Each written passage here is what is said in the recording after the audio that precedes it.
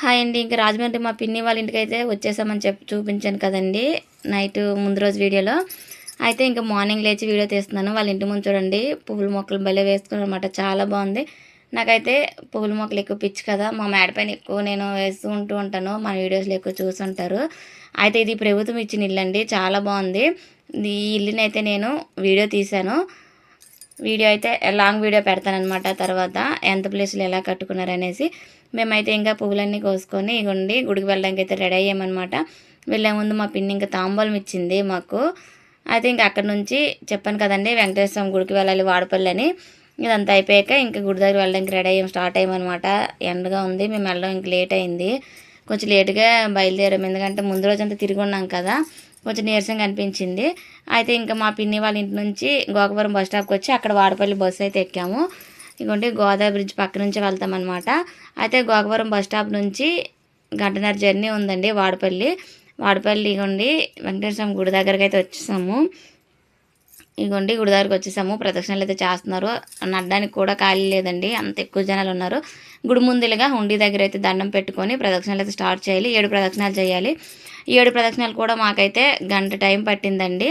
ఇంక ఇక్కడ తులాభారం ఇవ్వడానికి అన్ని స్పెషాలిటీస్ ఉన్నాయన్నమాట. ఇంకా తలనీలాలు ఇవ్వడానికి ప్రతిదీ బాగుంది. మేము కూడా ప్రదర్శన స్టార్ట్ చేసామన్నమాట. అక్కడ హుండీలు ఏంటంటే పువ్వులు పట్టుకొని ప్రదర్శన చేసి పువ్వులు వేయచ్చు. కొంతమంది కాయిన్లు పట్టుకొని 7 కాయిన్లు పట్టుకొని ఆ హుండీలో వేస్తున్నారనమాట. ఇంకా అలా ప్రదర్శన చేసి దర్శనం అయితే అయిపోయిందండి. ఫోన్లో అయితే లోపలికి ఎలా చేయలేదు నేను, ఇంకా అందుకు వీడియోస్ తీయడానికి అవ్వలేదన్నమాట. ఇంకా బయటన కొనుక్కొని ఇలా తీసాను. ఇంకా దర్శనమే బయటకు వచ్చాక ఇక్కడ దీపాలు పెట్టాము. దీపాలు ఏంటంటే మనం ఇంటి దగ్గర నుంచి తీసుకెళ్ళొచ్చు, లేదంటే అక్కడే అమ్ముతున్నారండి. పిండి దీపాలు, మామూలు నువ్వుల నూనె దీపం, ఏది కావాలంటే అది ఉన్నాయన్నమాట. అలాగే ఇక్కడ ఇటుకలు ఉన్నాయి కదండి. ఇల్లు కోసం ఎక్కువగా వెంకటేశ్వర స్వామి పూజ చేసేవాళ్ళు. 7 శనివారాలు పూజ నేను చేశాను కదండి 7 శనివారం వ్రతం. అలా చేసుకొని కూడా మనం ఈ గుడికి వెళ్ళొచ్చు. గుడికి కూడా 7 వారాలు వెళ్తారు.